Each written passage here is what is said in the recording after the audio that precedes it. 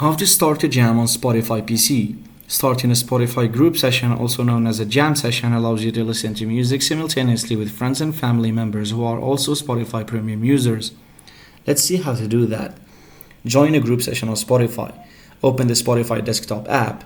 Launch the app on your PC and log into your account if prompted.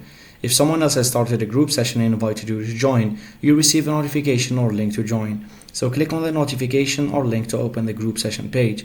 On the group session page, click on the Join Session button to enter the session. You'll be connected to the host's listening session and can listen to music together in real time.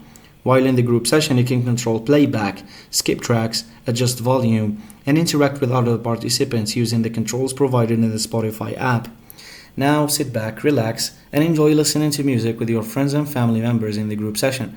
You can chat and share your favorite tracks while listening together. Thanks for watching, and don't forget to subscribe.